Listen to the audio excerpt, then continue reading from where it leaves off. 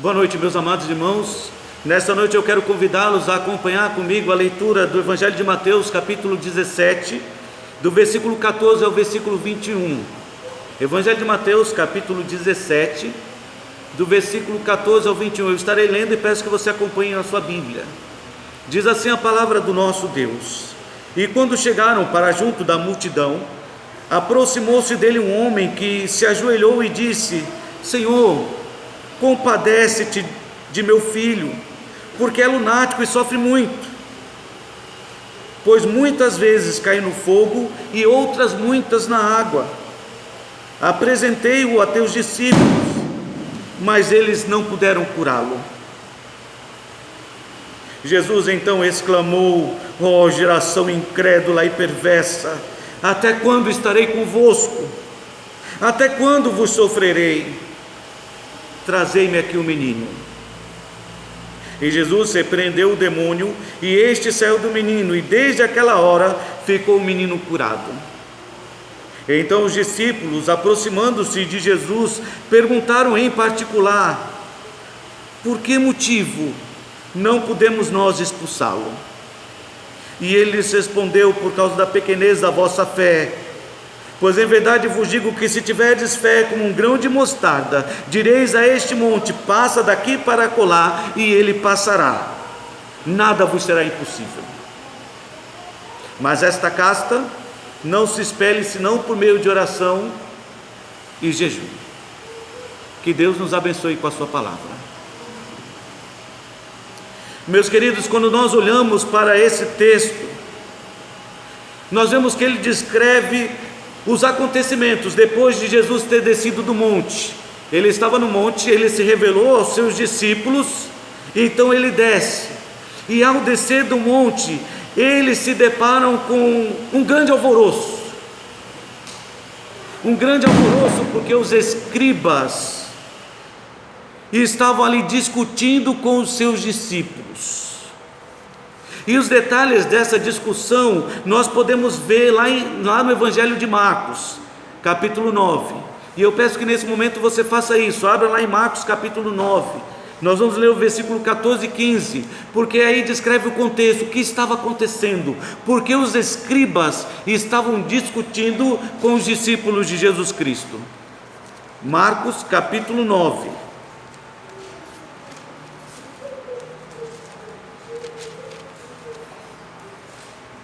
Diz assim: quando eles se aproximaram, versículo 14, dos discípulos, viram numerosa multidão ao redor e que os escribas discutiam com eles. Note bem, é só para via de esclarecimento. Talvez você não tenha acompanhado e não sabe. Jesus subiu ao monte apenas com 3 de seus discípulos: Pedro, Tiago e João.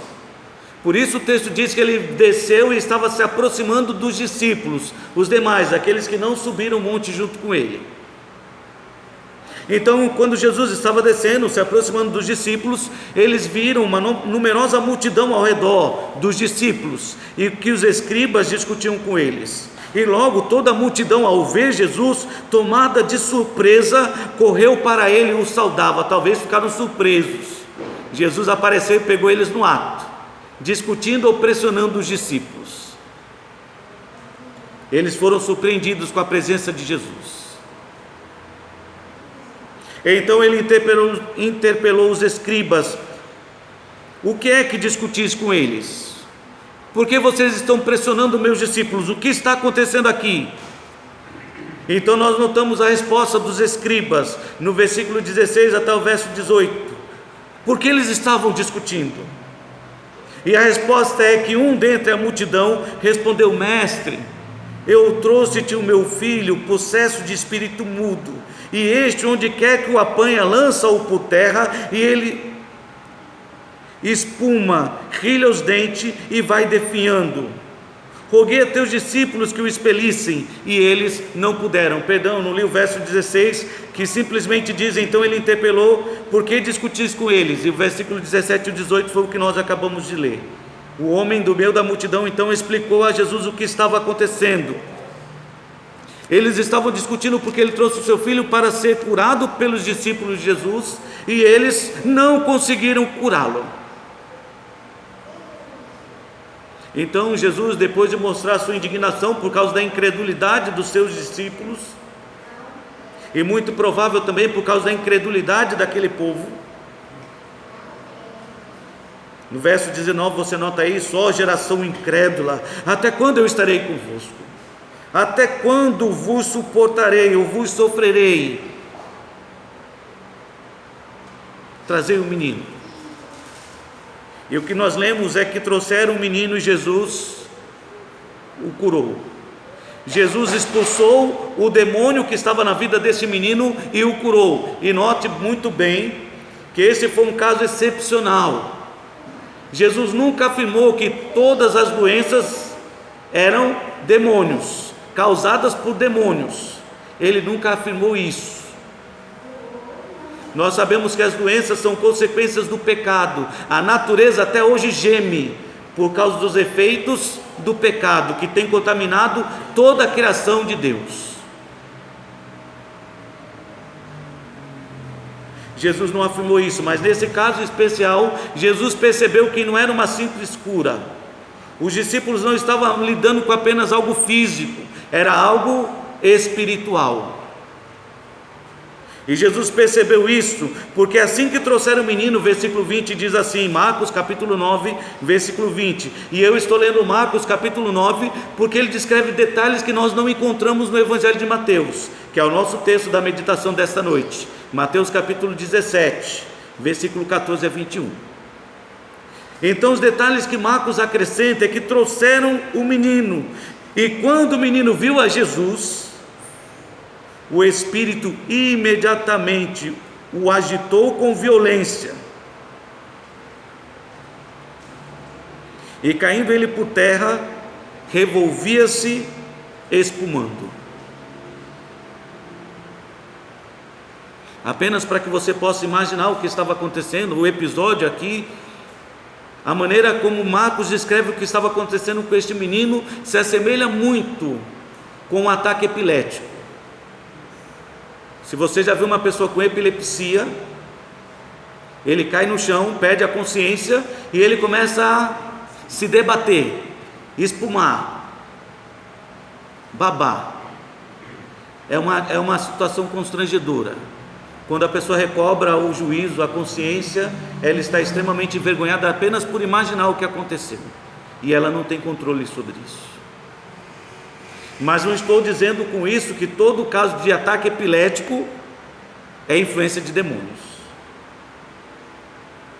Não tenho base nesse texto para afirmar isso. Jesus não afirmou assim. Mas o texto prossegue. Ele caiu por terra, revolvia-se espumando. Então perguntou Jesus ao pai do menino: há quanto tempo isso sucede? E o pai respondeu: desde a infância. E muitas vezes o tem lançado no fogo e na água para o matar. Mas se tu podes alguma coisa, tem compaixão de nós e ajuda-nos. Ao que Jesus respondeu: se podes? Se podes? Tudo é possível àquele que crê. Tudo é possível àquele que crê. E imediatamente o pai do menino exclamou: eu creio, ajuda-me na minha falta de fé. Vendo Jesus que a multidão concorria, repreendeu o espírito imundo, dizendo-lhe: espírito mudo e surdo, eu te ordeno, sai deste jovem e nunca mais tornes para ele. E ele, clamando e agitando muito, saiu, deixando como se estivesse morto, a ponto de muitos dizerem: morreu, o menino morreu. Mas Jesus, tomando pela mão, o ergueu e ele se levantou.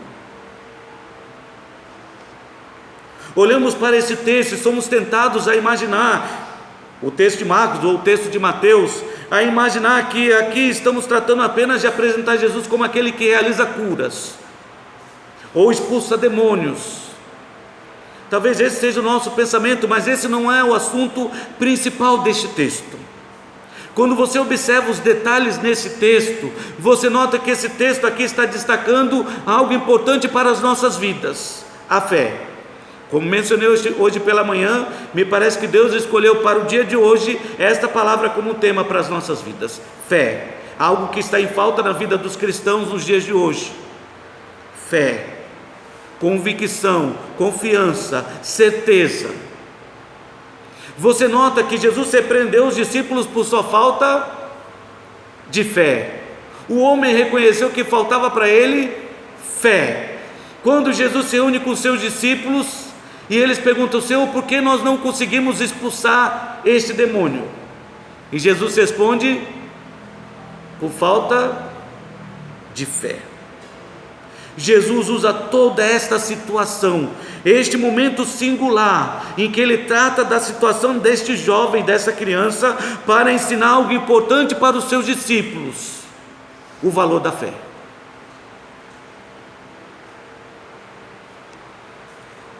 E este ensinamento de Jesus é algo que nós também precisamos aprender, entender, porque a fé é tão valiosa e porque necessitamos tanto de fé nos dias de hoje. E é por isso que, pela graça de Deus, temos o Evangelho de Mateus capítulo 17, do versículo 14 ao 21. Porque nós entendemos, meus queridos, que fé, quando nós falamos de fé, fé é uma confiança plena e inabalável no poder invisível de Deus. Hebreus assim descreve isso. Hebreus 11:1 diz que a fé é o firme fundamento daquilo que se espera.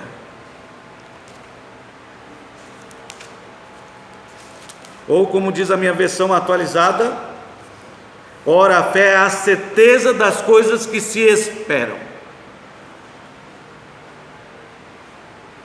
É aquilo que traz segurança ao nosso coração. Eu não sei quando, mas vai acontecer. Eu não sei de que maneira, mas eu creio vai acontecer. Isso é fé. É certeza, convicção, firmeza, uma firmeza inabalável, uma confiança inabalável no poder invisível de Deus, que nos faz crer, mesmo que não estejamos vendo. É convicção de fatos que não se veem. Eu não sei qual é a solução, mas eu sei que ela virá, e virá pelo poder invisível de Deus. A fé é algo necessário e é algo valioso para os nossos dias de hoje. Está em falta. Muitos estão naufragando na fé. Precisamos mais uma vez recordar que o justo viverá pela fé. É isso que Deus espera das nossas vidas, era o que Jesus esperava dos seus discípulos. Foi por isso que ele falou de forma tão sentida: ó geração incrédula, ó geração incrédula, até quando eu vou estar com vocês? Até quando eu vos sofrerei? Eu vou ter essa tristeza com a atitude de vocês. Até quando? Porque Hebreus, capítulo 10, versículo 37 e 39, apenas para recordarmos, diz: porque ainda dentro de pouco tempo aquele que vem virá e não tardará. Jesus Cristo está voltando. Tudo mostra que já vivemos os últimos tempos. O espírito do anticristo está reinando, sendo espírito mentiroso na boca de muitos profetas por aí afora.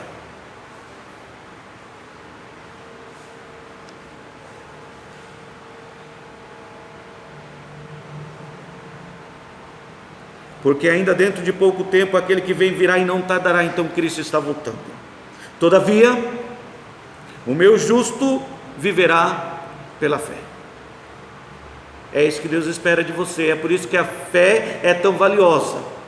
É por isso que precisamos entender, como os discípulos precisavam entender, o valor da fé. Porque o justo viverá pela fé. E se ele retroceder, voltar atrás, recuar, desistir, naufragar, nele não se compraz a minha alma, diz a palavra de Deus.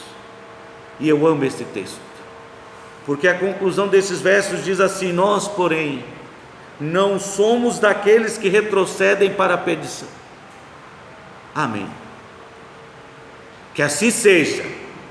E louvado seja Deus por isso, que nós não sejamos jamais daqueles que retrocedem, que recuam, que apostatam da fé, ou seja, negam a fé e se desviam dos caminhos de Deus. Que Deus nos mantenha firmes. Somos, entretanto, da fé para a conservação da nossa alma, e assim espero que sejamos. E é por isso que esse texto é tão importante para as nossas vidas, porque Jesus começa a enfatizar para os seus discípulos o valor da fé. Por que a fé era tão importante para a vida deles? Porque já notamos que a incredulidade foi automaticamente reprovada por Jesus Cristo. Oh, geração incrédula! E realmente a incredulidade é algo que Deus não aprova. Sem fé é impossível agradar a Deus. Por falta de fé, muitos estão se afastando de Deus. Se você abrir ainda em Hebreus capítulo 13, capítulo 3, tira um da frente aí, Hebreus capítulo 3, a partir do versículo 12, tem uma advertência muito importante para as nossas vidas.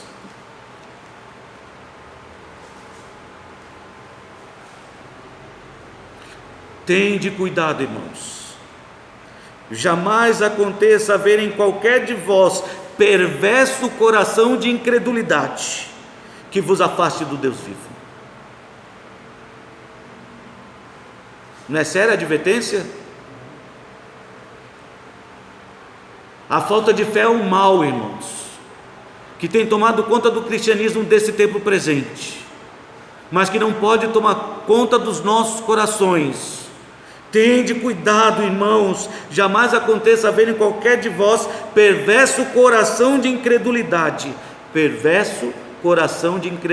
que vos afaste do Deus vivo. A falta de fé faz isso, nos afasta de Deus. Pelo contrário, exortai-vos mutuamente, cada um durante o tempo que se chama hoje, a fim de que nenhum de vós seja endurecido pelo engano do pecado, porque nos temos tornado participantes de Cristo, se de fato guardamos firmes até a fim a confiança que desde o princípio tivemos. Enquanto se diz hoje, se ouvides a sua voz, não endureçais o vosso coração, como foi na provocação.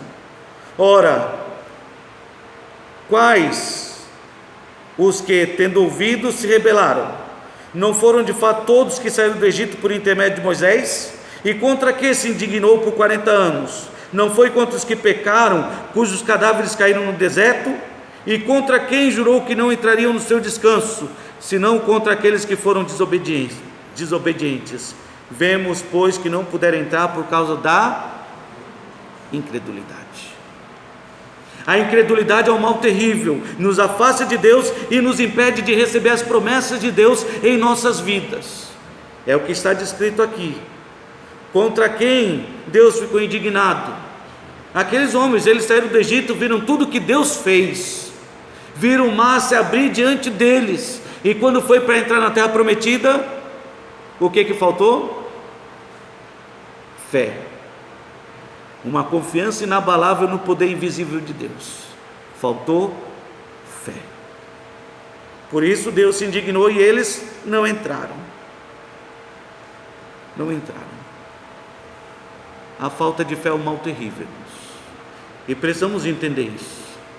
Se queremos entender por que a fé é tão preciosa, o valor que a fé tem para as nossas vidas, a importância que deve ter para as nossas vidas, precisamos começar compreendendo o mal que a falta de fé nos traz. Nos afasta de Deus, nos impede de receber as promessas de Deus nas nossas vidas, nos impede de ver os milagres de Deus. É interessante quando nós lemos Mateus 13:58, onde diz que Jesus deixou de realizar entre eles muitos milagres por causa da sua incredulidade, falta de fé.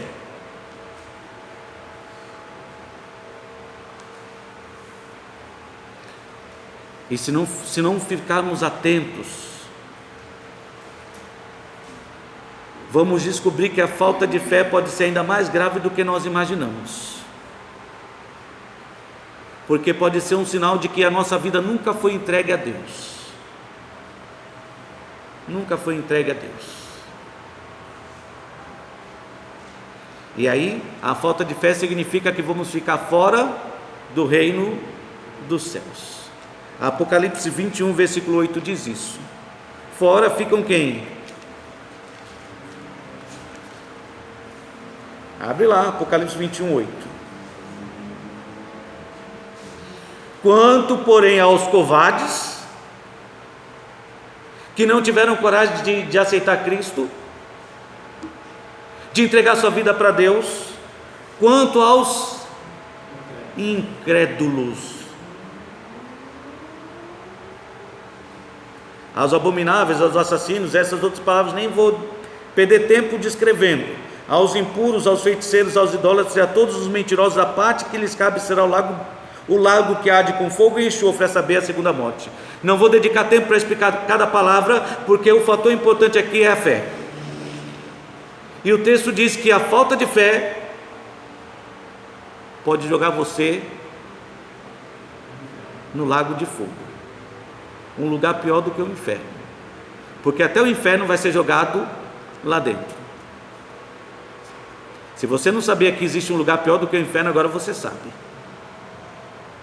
A morte e o inferno serão lançados para dentro do lago de fogo. E todo aquele que não foi achado no livro da vida também foi lançado lá. E todos estes que aqui foram descritos também serão lançados lá. Então a incredulidade é um mal terrível que tem afetado toda a humanidade e, para nossa tristeza, tem afetado o cristianismo do tempo presente. Por isso precisamos, assim como Jesus Cristo, enfatizar o valor da fé para as nossas vidas, ou reconhecer, como os discípulos precisavam reconhecer, o valor da fé para as nossas vidas, porque é necessário fé para combater todo o mal. É necessário fé para combater o mal, ou combater o maligno, ou as investidas do maligno. Sem fé não temos capacidade nenhuma de resistir contra as artimanhas do maligno. Os discípulos, os dois textos que nós lemos mostram de forma bem clara, não puderam expulsar aquele demônio por falta de fé. Agora é interessante, não é que Jesus não cobrou fé do homem nem do menino, ele cobrou fé de quem? Dos seus discípulos. É interessante que é muito fácil para esses profetas de hoje, não é? Dizer que a falta de fé é do homem, que veio procurar ajuda, quando na verdade a falta de fé é do líder que representa Deus. A fé devia ser dele, dos seus discípulos. Jesus ficou indignado contra os seus discípulos, porque cabia aos discípulos mostrar para aquela multidão que não conhecia a Deus em quem eles creem. E se nós queremos enfrentar este mal da incredulidade em nossas vidas, se queremos enfrentar este mal neste mundo, precisamos de fé, irmãos. Não estou falando que você vai ter que lidar com um demônio aparecendo para você, mas até se ele aparecer, será necessário fé para poder enfrentá-lo. Porque, irmãos, embora o demônio não se manifeste como se manifestou naquela ocasião com Jesus Cristo, levando aquele menino até aquela convulsão, cair por terra, ou no fogo ou na água, embora os demônios não se manifestem dessa maneira com muita frequência nos dias de hoje, isso não significa que eles não estão presentes. 1 João 5,19 nos faz lembrar que o mundo inteiro jaz no maligno. Satanás está reinando, governando. Por que você acha que há tantos jovens que são rebeldes nos dias de hoje? Porque a corrupção tem aumentado cada vez mais, porque há tanta desavença no seio da família, que hoje as famílias nem conseguem se reunir mais juntas, estarem juntos, em comunhão, numa refeição, num banquete. Por que vocês acham que existe todo este mal? Porque o mundo jaz no maligno. É simples. A nossa falta de fé nos impede de enxergar isso. Mas se queremos enfrentar e combater o mal, é o que Jesus estava ensinando para os seus discípulos, precisamos de fé. Precisamos de fé para enfrentar todo o mal. Sim, precisamos sim de muita fé, meus queridos, porque a luta não é fácil. Paulo, escrevendo aos Efésios, capítulo 6, nos faz lembrar que a nossa luta não é contra carne e sangue, meus queridos. Não é contra o homem ignorante, porque ele faz isso na sua incredulidade, na sua falta de conhecimento de Deus, na sua falta de conhecimento da necessidade que ele mesmo tem de Deus na sua vida. E ele não percebe que ele é apenas um fantoche nas mãos do diabo. Apenas um fantoche. Eu costumo dizer que eu fico admirado que nós, muitas vezes de forma tola, como cristãos, esperamos de incrédulos que eles tenham atitudes cristãs, de demonstrar amor, afeto. Essas coisas vêm de Deus. Não dá para esperar isso deles. Mas Deus espera de você, que você viva de fé. E Ele está mostrando nesse texto de Mateus capítulo 17, que para enfrentar o mal, é necessário ter fé, porque nós estamos envolvidos numa batalha constante, que não é contra carne e sangue. Eu disse para vocês, Efésios, não foi? Capítulo 6, versículo 10 diz assim: quanto ao mais, irmãos, sede fortalecidos no Senhor e na força do seu poder, revesti-vos de toda a armadura de Deus, para poderes ficar firmes contra as ciladas do diabo. Porque a nossa luta, irmãos, não é contra o sangue e a carne, e sim contra os principados e potestades, contra os dominadores deste mundo tenebroso. O mundo está em trevas, contra as forças espirituais do mal nas regiões celestes. Portanto, tomai toda a armadura de Deus, para que possais resistir no dia mau, e depois de teres vencido tudo, permanecer inabaláveis. E estáis, pois, firmes, cingindo-vos com a verdade, e vestindo-vos da couraça da justiça. Calçai os pés com a preparação do evangelho da paz, embraçando sempre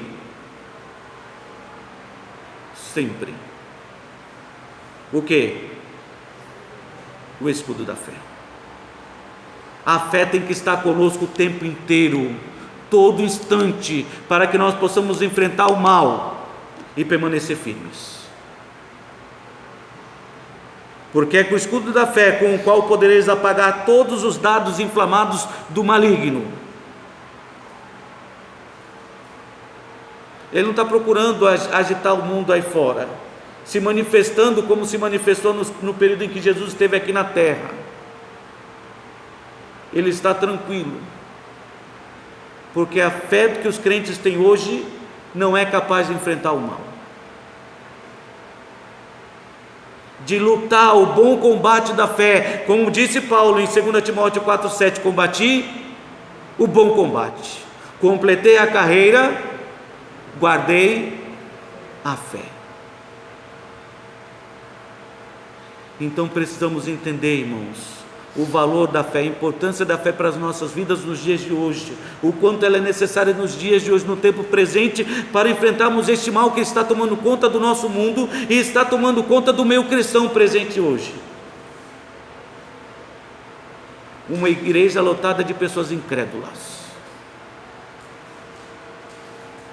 que conseguem depositar fé em objetos, mas não em Deus. Acham que podem ter um amuleto da sorte,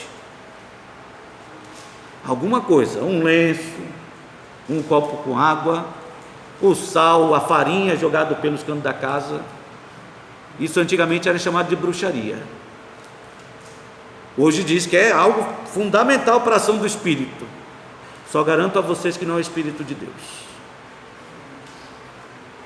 porque o Espírito de Deus nos leva a crer que Deus pode fazer qualquer coisa de forma invisível aos nossos olhos, mas Deus pode, e nada será impossível para aquele que crê. Jesus não precisou agarrar aquele menino, ele não chacoalhou o menino e disse: sai, espírito. Fez isso? Não, ele apenas disse: sai. e não voltes mais. E o espírito saiu. Sim, saiu agitado, revoltado, sim, mas saiu.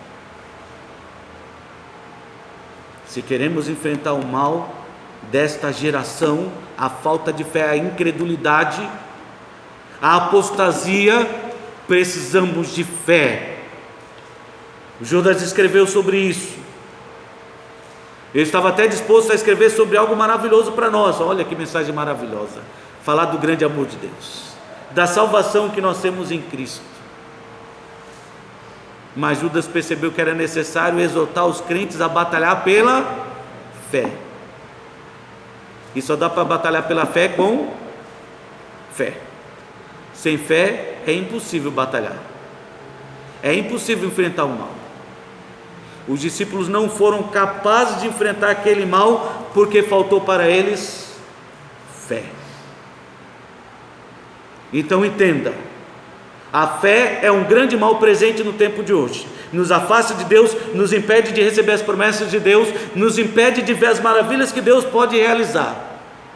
E se não cuidarmos, podemos nos surpreender ao perceber que a nossa incredulidade ainda vai nos deixar fora do reino dos céus.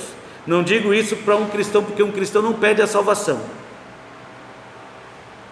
Mas talvez você tenha sido criado dentro da igreja e acha que porque foi criado numa igreja, foi batizado, fez o discipulado, levantou a mão no apelo que um pastor fez, que isso é segurança de salvação.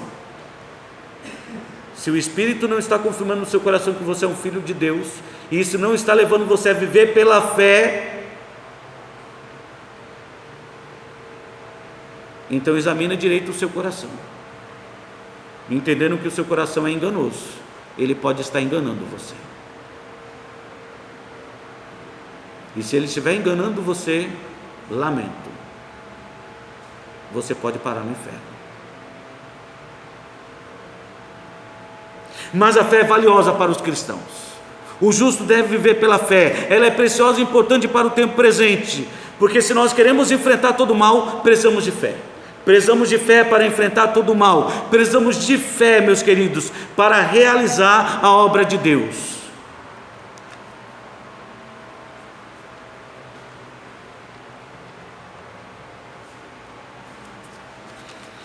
E é claro que nós mais uma vez notamos isso na pergunta que os discípulos fizeram para Jesus Cristo: Senhor, por que não conseguimos realizar esta obra? Esta obra que pertence a Deus, de talvez promover a cura ou expulsar demônios, por que não conseguimos fazer a obra de Deus de forma correta? Talvez a mesma pergunta que deve estar presente no seu coração: por que eu tenho tido tanta dificuldade para servir a Deus? Por que quando eu quero servir a Deus eu encontro tantos obstáculos na minha vida? E qual é a resposta? O que está faltando? Fé. Fé. Está nos faltando fé. Se queremos realizar a vontade de Deus, as obras de Deus, precisamos, meus queridos, de fé. Jesus olhou para os discípulos e disse: vocês não conseguiram por causa da pequenez da vossa fé. Vocês precisam de fé para realizar as obras de Deus. Lá em Mateus capítulo 21, versículo 21, os discípulos se surpreenderam com algo estranho, talvez para nós, mas por algo simples que aconteceu. Jesus, ele viu uma figueira, ele viu a sua folhagem, achou que tinha fruto, desejou comer do fruto daquela figueira, mas quando se aproximou, não tinha nada. Não servia para nada. Então Jesus olhou para a figueira e disse: seca-te. E no outro dia, quando os discípulos passaram, não significa que quando Jesus disse isso só aconteceu no dia seguinte, significa que os discípulos só perceberam no dia seguinte. Pode ter acontecido ali imediatamente. Jesus foi passando e disse: seca-te, seguiu o caminho, e os discípulos não ficaram para ver o que ia acontecer. Mateus capítulo 21, versículo 18. Cedo de manhã, ao voltar para a cidade, teve fome. Jesus teve fome. E vendo uma figueira à beira do caminho, aproximou-se dela, e não tendo achado nela senão folhas, disse-lhe: nunca mais nasça fruto de ti. E a figueira secou imediatamente.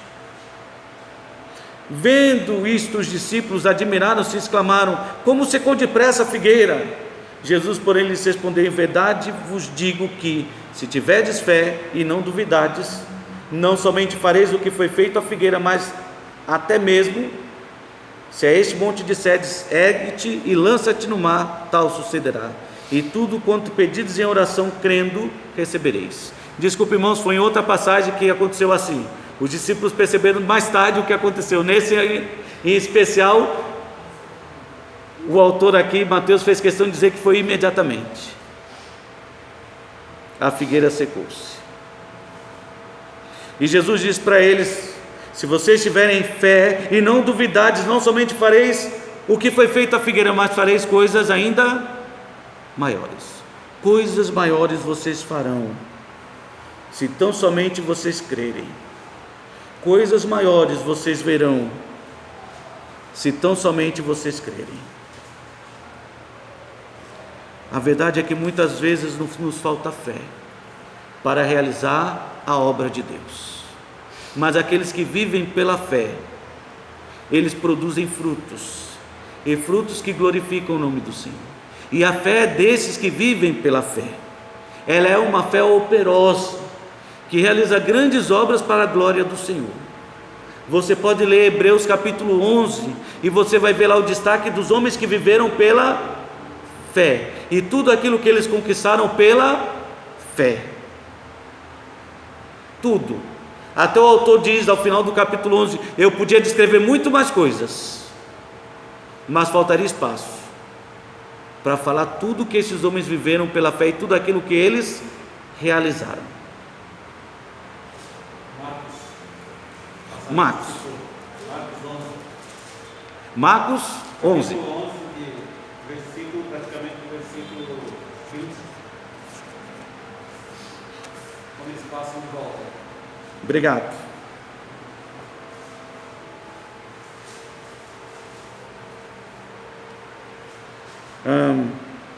E passado eles pela manhã, viram que a figueira secara desde a raiz. Então Pedro, lembrando-se, falou: mestre, eis que a figueira que amaldiçoaste secou. Ao que Jesus disse: tende fé em Deus. Porque em verdade vos afirmo que se alguém disser a este monte: ergue-te e lança-te no mar, e não duvidar no seu coração, mas crê que se fará o que se diz, assim será com ele. Por isso vos digo que tudo quanto em oração pedides, crede que recebestes, e será assim convosco. Crede que já Obrigado, irmão. Esse texto complementa muito bem esse pensamento. Se tivermos fé, veremos Deus realmente realizar grandes obras através das nossas vidas. Se pedides crendo que já recebeu, Deus realizará. Isso é fé. E é claro que aconteceu pela manhã. De manhã eles viram o que já havia acontecido antes. No dia seguinte, versículo 12 de Marcos capítulo 11, diz: no dia seguinte, quando saiu de Betânia, ele teve fome, e vendo de longe uma figueira com folhas, foi ver se nela porventura acharia alguma coisa. Aproximando-se dela, nada achou senão folhas, porque não era tempo de figos. Então lhe diz Jesus: nunca, jamais coma alguém fruto de ti. E seus discípulos ouviram isto, e foram para Jerusalém.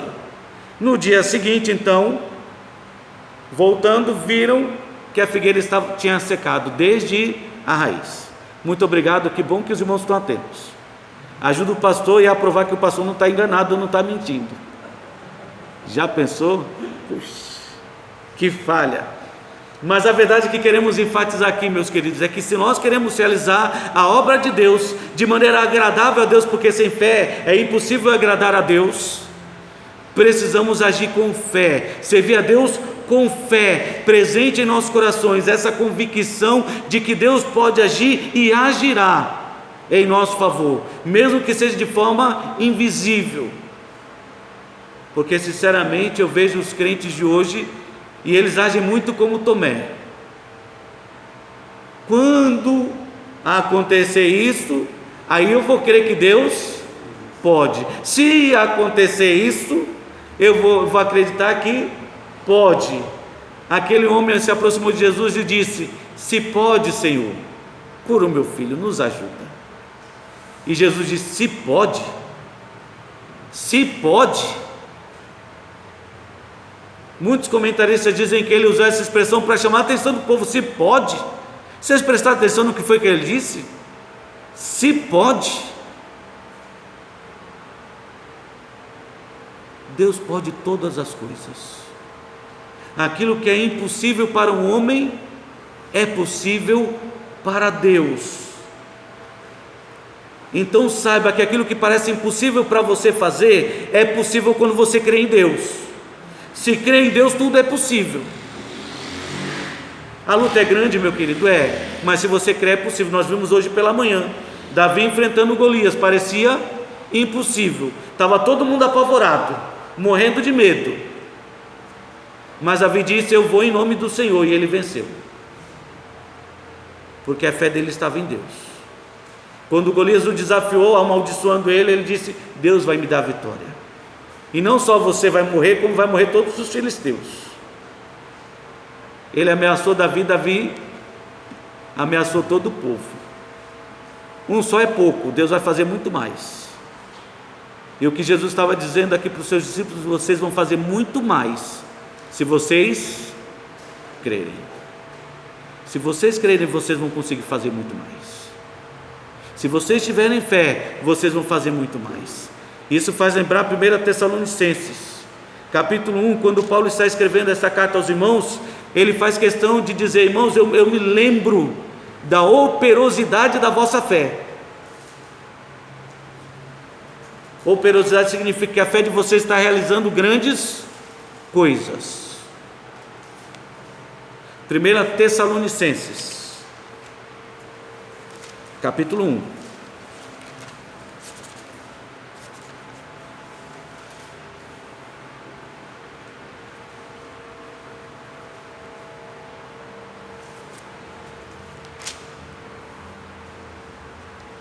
Versículo 2 e 3 diz assim: damos sempre graças a Deus por todos vós, mencionando-vos em nossas orações e sem cessar, recordando-nos diante do nosso Deus e Pai da operosidade da vossa fé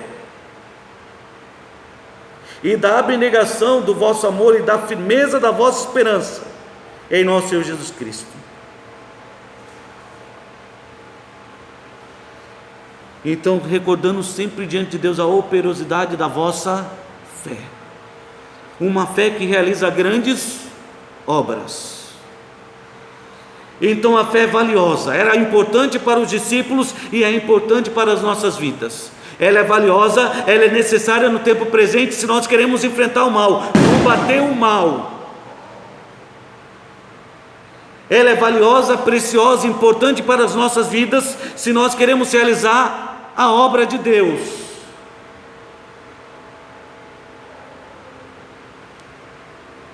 Uma fé ativa é o que nós precisamos, não uma fé morta, da boca para fora, que está presente apenas na nossa consciência de quem entende o que significa a palavra fé. Mas se nós não compreendemos na prática e não estamos vivendo na prática a fé, então ela não serve para nada. Foi o que Jesus ensinou para os seus discípulos em Mateus 17, o texto que nós lemos. Por que motivo nós não podemos expulsá-lo? E ele lhes respondeu: por causa da pequenez da vossa fé. Pois em verdade eu vos digo que se tiverdes fé como um grão de mostarda, direis a este monte: passa daqui para acolá, e ele passará. A fé é valiosa e importante para enfrentar todo o mal, ela é importante para realizar a obra de Deus, mas ela precisa ser uma fé ativa. Ativa, presente em nossas atitudes, não apenas da boca para fora. Porque eu vejo muitos que dizem que creem em Deus, e não é muito não, viu? Porque o diabo crê e treme. O diabo ainda vai além, ele ainda treme. O que muitos não têm, temor de Deus. Eu vejo muitos dizerem que creem em Deus, mas na hora que essa fé é colocada em prova, mostra o quanto você crê. Aí na prática, o que acontece? As nossas atitudes andam na contramão daquilo que nós falamos. Eu creio em Deus, Deus vai dar vitória, Ele vai me proteger. Mas sabe uma coisa? É melhor ser cauteloso. Em outras palavras, você disse: Deus pode cuidar, mas eu vou cuidar de mim mesmo.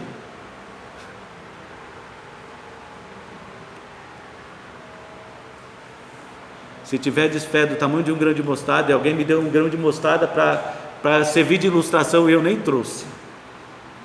É desse tamanho assim, bem miudinho. Se a nossa fé fosse somente assim, ela nos ajudaria a realizar grandes coisas, mas precisava ser uma fé operosa, ativa. Talvez um grão de areia dê para comparar um pouquinho. Talvez seja um pouco comparado com a semente de coentro.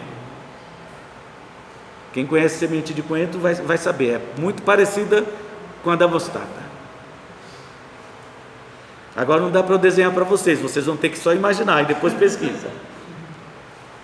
Compra em qualquer lojinha aí que vende plantas ou sementes, aí você vai encontrar aí qualquer grãozinho desse, tá bem? Mas, meu querido, a fé é valiosa quando ela é uma fé ativa. Era o que Jesus estava ensinando para os seus discípulos. Quando é uma fé que é acompanhada por atitudes que mostram a fé que nós temos, porque do contrário a nossa fé é inútil. Se você tiver fé de um tamanho de um grão de mostarda, você vai dizer que isso acontece e vai acontecer, mas você vai confiar que isso vai acontecer e você vai fazer por onde isso acontecer. Vai realizar grandes coisas. Tiago capítulo 2 fala um pouco sobre isso. A fé é necessária para enfrentar todo mal, ela é necessária para realizar a vontade de Deus, as obras de Deus, mas é necessário uma fé que seja ativa, não morta. Uma confiança plena em Deus, no poder de Deus, que nos leva a tomar atitudes que demonstram essa confiança. Acharam Tiago capítulo 2? Ele diz: meus irmãos, qual é o proveito se alguém disser que tem fé, mas não tiver as obras? Qual é o proveito? Pode acaso semelhante fé salvá-lo? E a resposta a essa pergunta é não. Se você diz que crê em Deus, mas não tem capacidade de entregar sua vida para Deus, então a sua fé é inútil. Se você diz que confia em Deus, a sua fé está em Deus, que Deus cuida da sua vida e lhe protege, porque Deus é o seu pastor, mas você tem medo do que pode acontecer com você, então é porque a sua fé é inútil, não serve para nada, igual a fé dos discípulos, não serviu naquele momento para nada. Versículo 14, Tiago capítulo 2, versículo 14. Se o irmão ou uma irmã estiverem carecidos de roupa e necessitados de alimento cotidiano, e qualquer dentre vós lhe disser: ide de paz, aquecei-vos e fartai-vos, sem contudo lhe dar o necessário para o corpo, qual é o proveito disso? Nenhum. E aqui ele está comparando fé com amor. Você diz que ama o teu irmão está precisando de uma ajuda e você não faz nada para ajudar, então o amor que você diz não serve para nada. Assim também é a fé. Se ela não tiver obras, por si só ela está morta. Mas alguém dirá: se tu tens a fé, diz que tem fé, eu tenho as obras, as atitudes. Mostra essa tua fé sem as obras. Mostra. Porque fé é invisível, não dá para ver. De que maneira dá para ver a fé? Por aquilo que você faz. E a falta de fé por aquilo que você deixa de fazer. A obra de Deus que você faz, deixa de fazer, com a qual você não se envolve, com aquela que você diz que não faz porque tem vergonha ou tem medo, isso é falta de fé. Porque Deus sempre disse que a nossa tarefa é falar e Ele será com a nossa boca. Foi assim com Moisés, foi assim com Isaías, com Jeremias, com tantos outros que disseram: Senhor, eu não sei o que dizer. Vai, só fala. Fala e não te cales, e eu serei com a tua boca. Então a fé é aquilo que nos leva a tomar atitudes, como falar, testemunhar, agir. E se não temos atitudes, então essa nossa fé ela é inútil, não serve para nada. Alguém dirá: tu tens a fé? Eu tenho as obras. Mostra aí essa tua fé sem as obras, e eu com as minhas obras mostrarei a minha fé. Irmãos, há muitas ocasiões em que somos desafiados a confiar em Deus e nós fracassamos, como os discípulos fracassaram. Temos diante de nós uma grande oportunidade, e aí começamos a colocar os obstáculos. Não temos recurso, somos um grupo pequeno, não vem todo mundo, eu vou ficar sozinho, e aí deixamos de agir de acordo com a fé que nós professamos.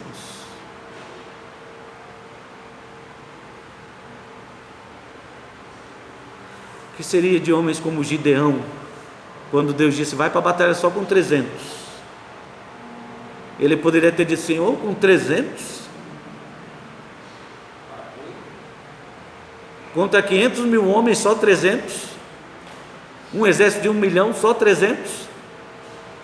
Não, e tem mais, viu? Você não vai levar muita coisa não, vai levar uma tocha e um cântaro, e vão só gritar. Imagina, pastor, isso é bobagem. Imagina se o pastor desafiar alguém para rodear um muro. Irmão, vamos só rodar aqui, orando, clamando, exaltando o nome de Deus, e Deus vai dar a vitória. Vou nada. Você acha que vou passar o dia dando volta lá ao redor da igreja, na quadra? É uma briga, porque a nossa fé é só da boca para fora, mas nós sabemos o resultado. O Josué marchou 7 vezes ao redor de Jericó, e os muros caíram. O que foi que ele fez? Só marchou. O resto foi Deus quem fez. O que fez Gideão? Foi lá, levou o cântaro e a tocha. Quando eles gritaram, quebraram o cântaro, e o que eles viram foi um matando o outro. Não fizeram mais nada. Quando desceu, já estava todo mundo morto. Os homens ficaram tão apavorados que começou um correr e era: ei, espera por mim. Oh, rapaz, era você. Já foi. Não precisou fazer nada, só agir de acordo com a fé. Eu creio que Deus vai fazer, e Ele vai fazer. Ele vai abrir as portas. E Tiago coloca exatamente isso em questão: crês tu que Deus é um só? Fazes bem. Os demônios creem e tremem. Queres pois ficar certo, ó homem insensato, de que a fé sem as obras é inoperante? Não foi por obras que Abraão, nosso pai, foi justificado, quando ofereceu sobre o altar o próprio filho. Não foi por obras que Abraão, perdão, uma pergunta. Não foi por obras que Abraão, nosso pai, foi justificado, quando ofereceu sobre o altar o próprio filho, Isaque? Sim, foi por obra. Deus disse: você me ama, então mostra. E ele mostrou. Foi também por obras que Abraão foi chamado o pai da fé. Deus disse: sai da tua terra, da tua parentela, e vai para o lugar que eu te mostrarei. Nem disse qual era o lugar. Vai para o lugar que eu te mostrarei. E ele deixou tudo e foi. Você quer que Deus pode sustentar a sua vida? E então, quando Deus te chamar, vai. Vai.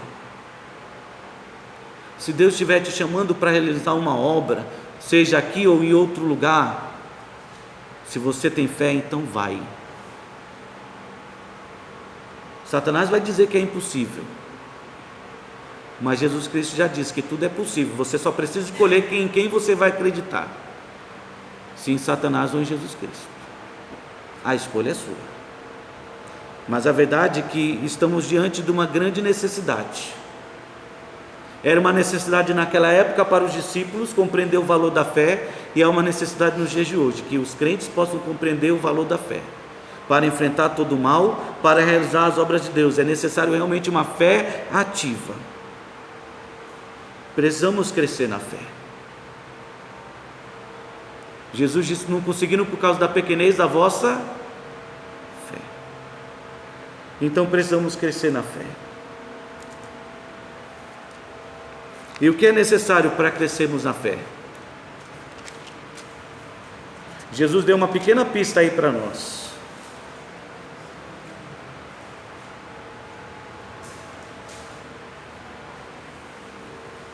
Primeiro, se crê na minha palavra. Eu disse: se você crê, tudo será possível. Nada vos será impossível se vocês crerem, tiverem fé, confiar naquilo que eu estou dizendo. E segundo, esta casta não se espelhe senão com oração. Irmãos, precisamos de fé nos dias de hoje, para enfrentar o mal, para realizar a obra de Deus, mas uma fé ativa. E para obtermos essa fé ativa em nossas vidas, precisamos crescer na fé. Deixamos de ser meninos na fé, mas crescer. E para crescer precisamos tão somente ler e orar. Você lembra daquele corinho infantil que diz: leia a Bíblia e faça oração, faça a oração, faça a oração. Leia a Bíblia e faça a oração, se quiser crescer. Se quiser crescer, se quiser crescer. Leia a Bíblia e faça a oração, se quiser crescer. Quem não ora e a Bíblia não lê, não cresce. Você quer crescer na fé? Quer deixar de ser um menino na fé? Quer poder realizar grandes obras para Deus, enfrentar o mal com grande coragem, de forma destemida, como muitos enfrentaram?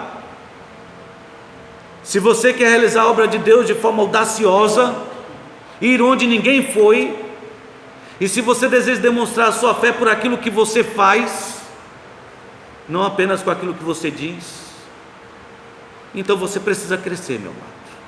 E só vai crescer por meio da palavra de Deus e por meio da oração. Os dois são necessários, porque a fé vem pelo ouvir e ouvir da palavra de Deus. Romanos 10:17 deixa isso bem claro. A fé é necessária para vencer o mal, vem da palavra de Deus.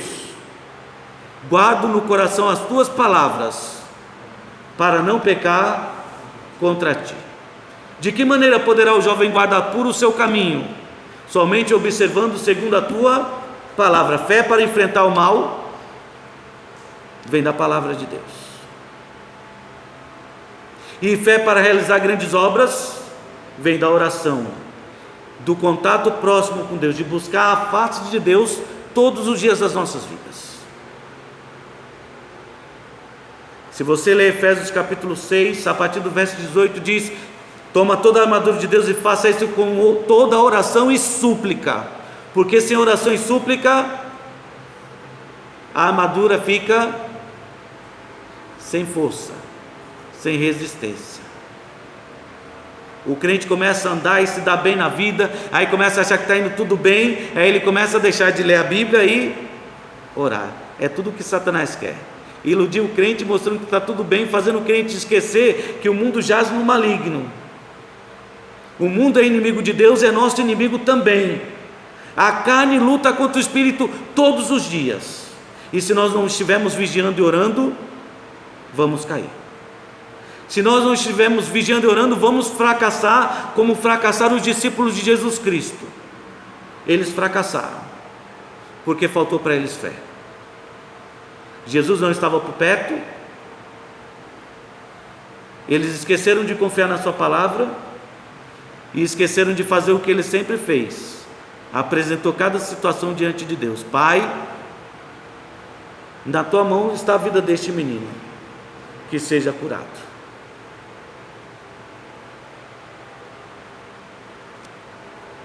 Precisamos muito, meus queridos, de fé. Se queremos realmente servir a Deus e viver para Deus,